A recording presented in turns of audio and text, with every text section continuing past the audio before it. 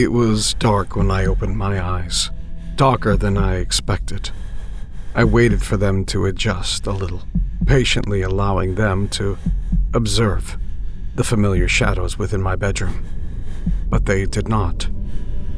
I kept still, only my eyes darting around. For the briefest of moments, I thought I'd lost my sight, until the light on my watch face told me otherwise. 1:47 a.m. It was too dark. I reached for the duvet, but was unable to find it. I turned onto my side, sliding a hand across the field for my lover. It did not find her, instead striking something hard and rough. Without taking a moment to think, I rolled onto my back, reaching out to the other side, to what should have been the edge of my bed. Again, a hard, rough surface met my fingertips. Now I was awake. I tried to sit up quickly, unable to see the same rough surface barely 6 inches above me, and grazed my forehead in the process. Fear had dilated my pupils, but the darkness remained impenetrable. I pressed the light on my watch, its meager glow providing little assistance. Tentatively, I reached behind me to find the same surface. I slid down to what should have been the foot of my bed, my heels striking the end of my coffin, for this was surely where I was, entombed in wood. Without any cover, the chill was noticeable, even on this summer night. My hands found their way down my side, confirming that I remained as I'd gone to bed, naked. Considering my circumstances, I had remained calm thus far, assessing my situation with deliberate thought. Nevertheless, try as I might, I could not recall anything that had led me to this place. We had gone to bed at around the same time as always, made love in the way that we usually did, and had fallen asleep. That was barely 2 hours ago. Nothing suspicious or out of the ordinary had happened that evening. Had it? I racked my brain, trying to recall something which couldn't constitute a clue, but came up with nothing. Idiot.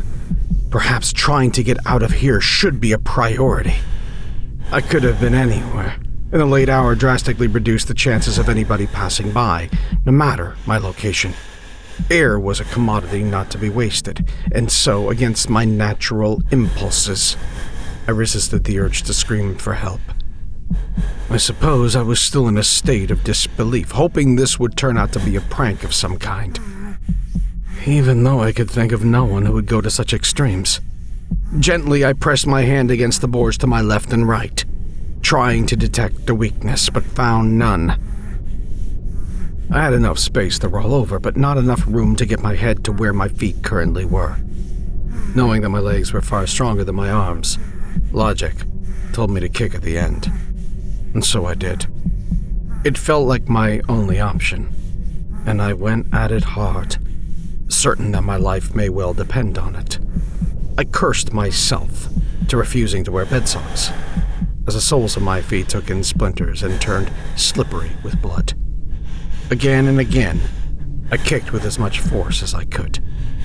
The wood cracked eventually, but it was of little consequence.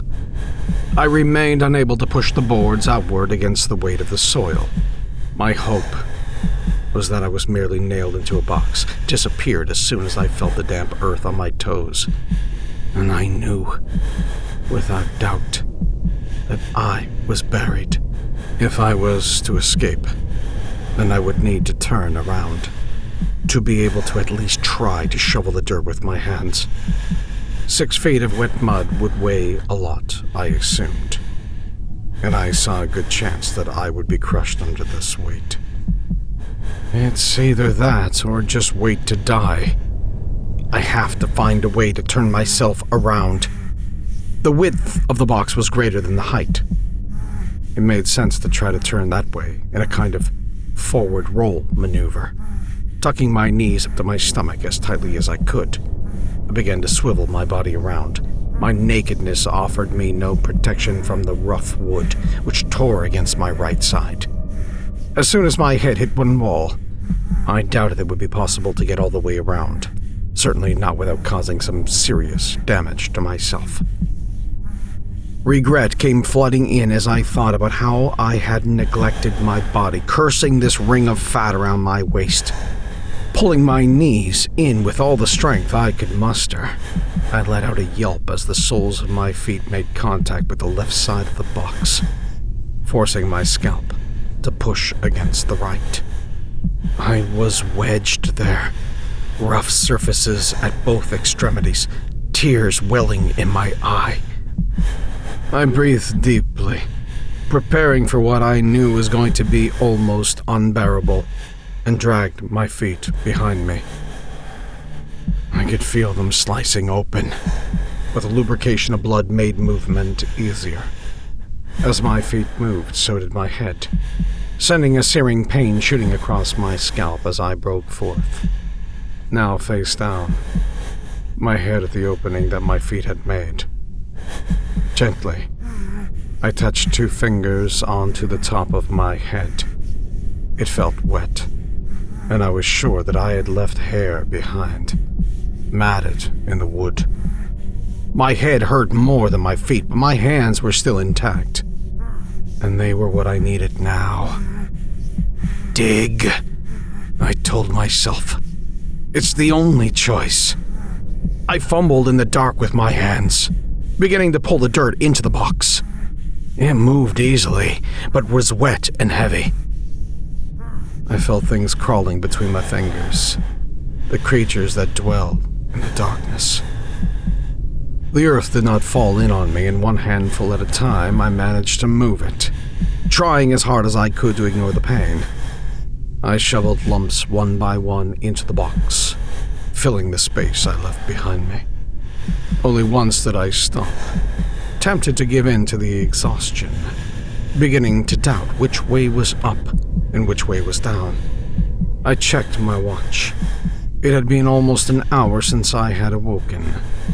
I had no idea how long I would have sufficient oxygen for, but I guessed it wouldn't be much longer. My breaths were coming harder and faster. I pulled at the dirt above me once more, 1 scoop, 2 scoops, then I hit something. It felt hard, yet movable. A root, perhaps. The hope that I was nearing the surface propelled me on, until my eyes detected a glimmer of light peering through the split soil.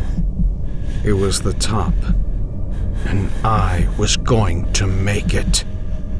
I pushed a hand through, feeling the cold air hit it. My other hand quickly followed, both of them frantically pulling open a large enough space for my head to fit through.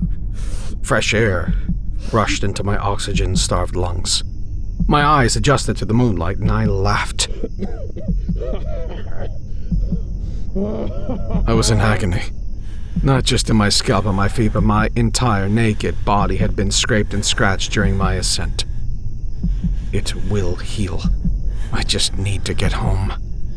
Using the last of my strength, I pushed against my mangled feet to climb out of what was almost my tomb, and lay face down, unclothed in the wet grass.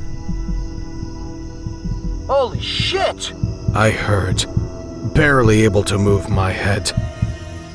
Help is here. I'm going to be okay. He's fucking climbed out! Came a second voice. My brain took a split second to process what I had heard. He's climbed out? They knew I was down there. That voice is familiar. I began to roll over, trying to see who was there. A man whom I didn't recognize stood over me, looking me up and down. All that for nothing, he said, almost admiringly. He turned to face someone else. I'll take care of it. The pain that the rest of my body felt made the attack feel almost numb. I saw a glint of steel in the moonlight. And then I couldn't catch my breath. My chest began to feel warm and sticky as my opened throat gushed red across it. I couldn't process what was happening or why. I just knew it was over. I looked away from my killer, turning my gaze in the direction of the familiar voice, and saw her. I'd hoped she was safely still in our bed, but that was not the case. She watched the life drain out of me. No sign of remorse on her pretty face.